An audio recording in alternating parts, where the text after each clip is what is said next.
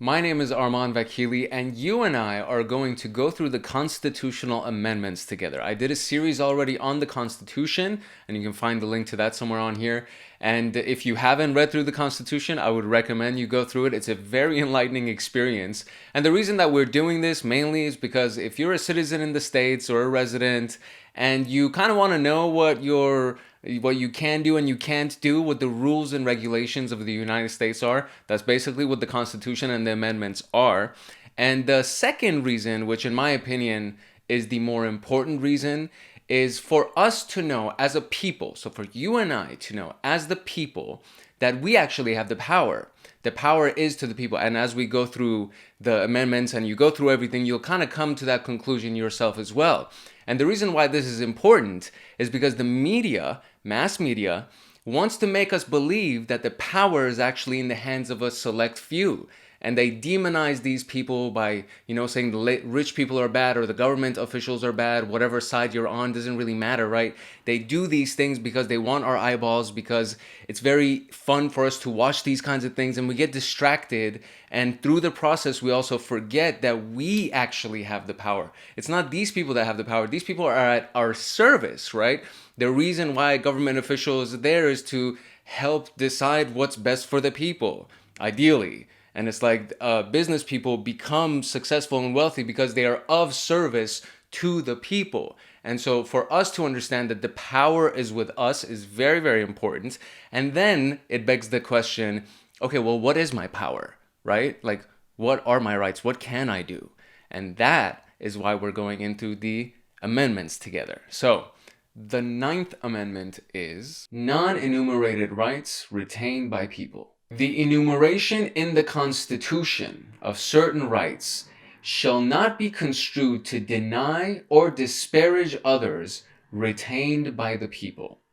So, the enumeration in the Constitution of certain rights shall not be construed, so the creation, the naming of the certain rights in the Constitution or the verbiage of the Constitution, I'm going to get the specific definition for this.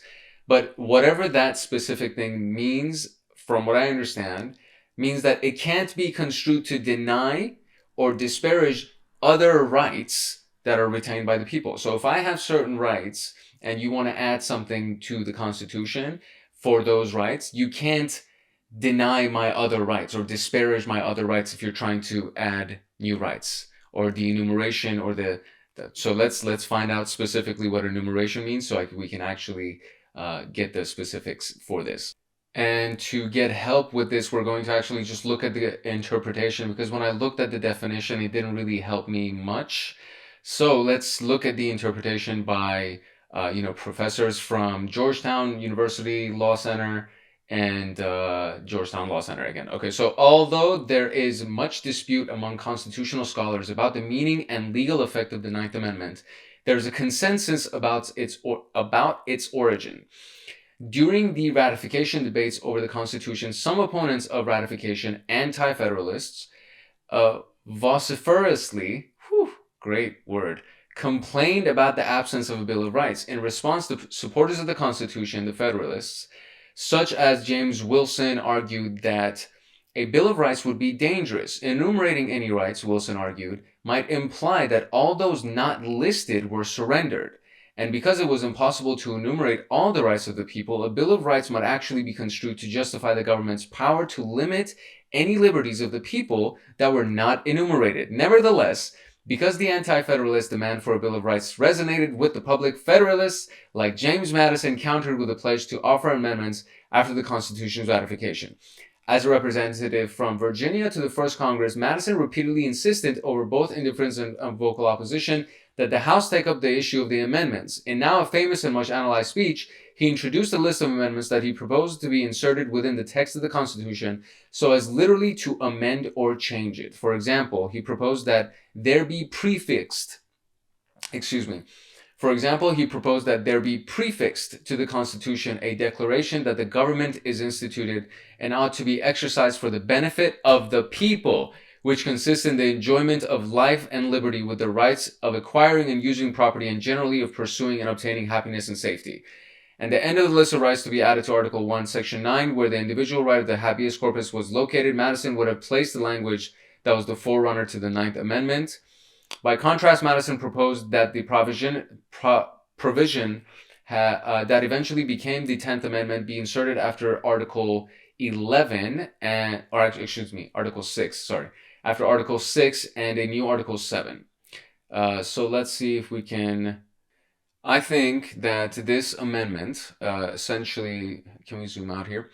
I think this amendment, the Ninth Amendment, is one of the ones where the power of the people can't be taken away. No matter what other changes are being made, you can't take away previous powers that we had. And if we look at the Google example or the Google definition of this, there were a few things that said, right? So what was it? It was rights that are specifically mentioned are enumerated rights, but other rights not specifically mentioned, which were considered fundamental to the operation of the nation, liberties enjoyed by the people, are also protected. These are known as implied or unenumerated rights. So our enumerated rights cannot take away from the rights that have not been declared.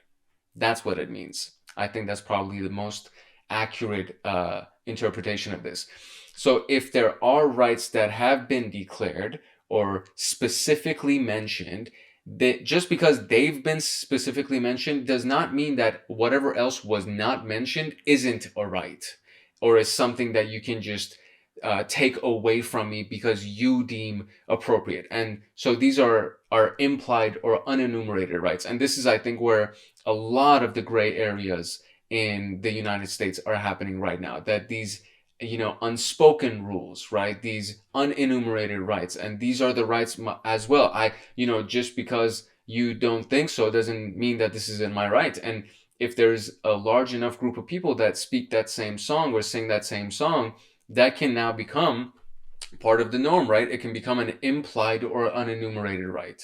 So this is very important to understand. Again, a gray area that exists within the amendments in the US Constitution, but it's important for you to know. So we just went through the Ninth Amendment, and we're about to go into the last amendment of the Bill of Rights, and then, on from there. So moving on to the 10th Amendment.